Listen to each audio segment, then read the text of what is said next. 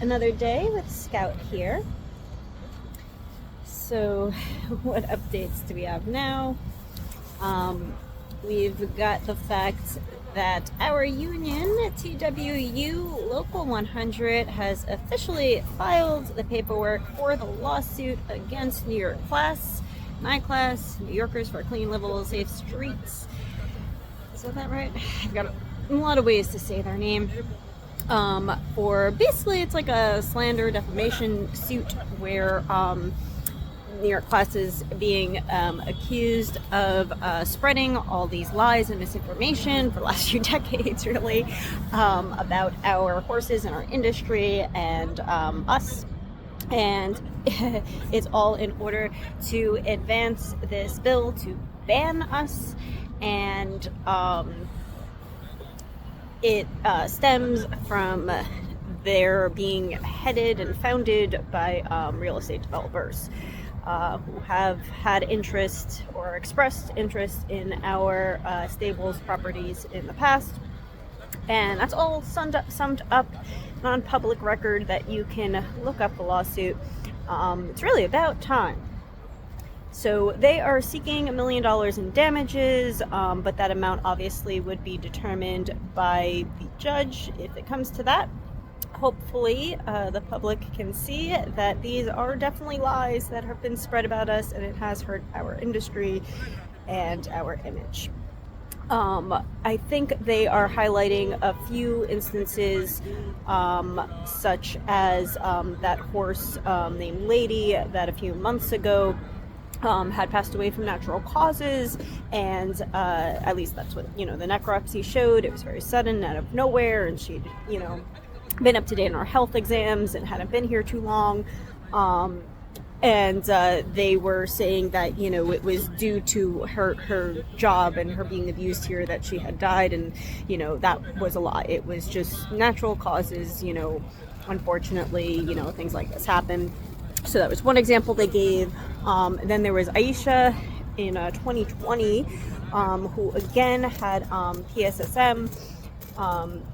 Did I say that right? Sometimes I confuse EPM and... Okay, anyway, she had a undiagnosed disease that would affect her muscles, and she had not shown any signs of this. And when she had an episode of it at the park, drivers had to get her on a trailer and get her back to the stable, and eventually she had to be euthanized. And the necropsy came back sometime later, saying that this showed, no neglect, no abuse, nothing was done wrong here. And New York Class came out saying the exact opposite, saying that, this shows a pattern of widespread neglect and abuse and all of this stuff. So again, another lie used to slander us, to try to get leverage from council members and the public to ban us. And now that this carriage horse ban bill is being talked about again, it's really important that council members understand the push for this is all based on things that are not true. So now there's this court case, or will be, about it.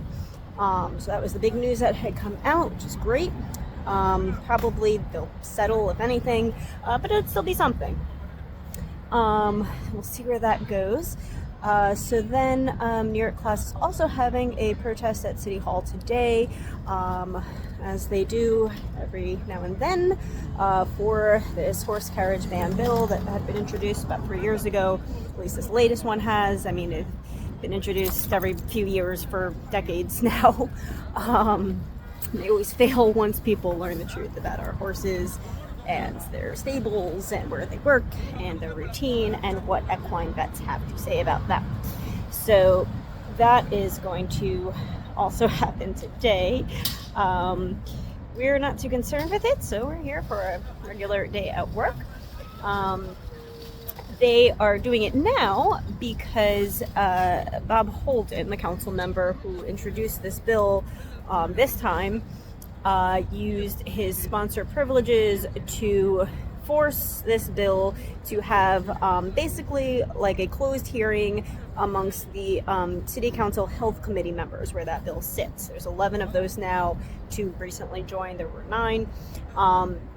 And as far as we know, there's only 2 of those 11 committee members that have even sponsored this carriage ban bill. So most of them are not interested in, signing on to this bill and supporting this.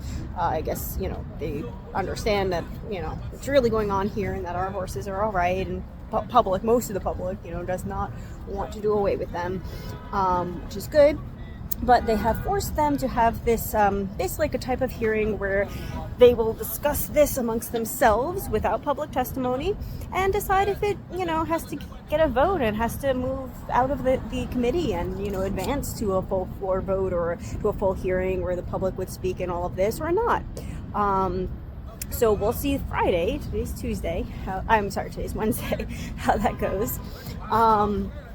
And so they will also be having another protest, I believe, on Friday.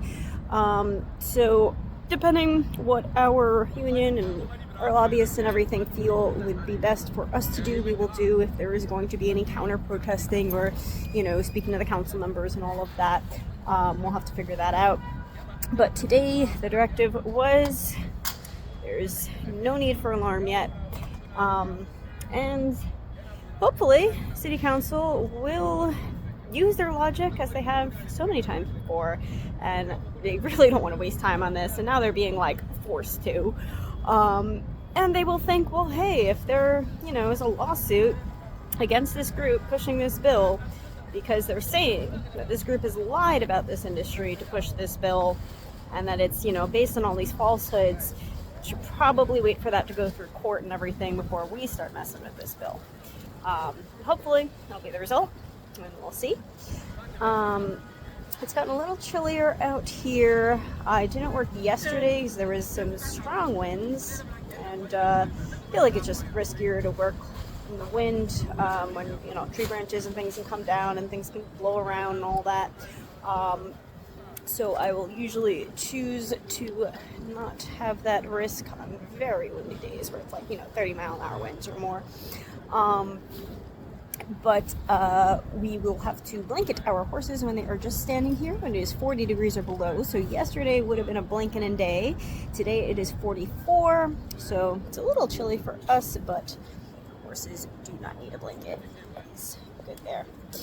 And I guess, weather and that's what's been going on here. So it's the latest update.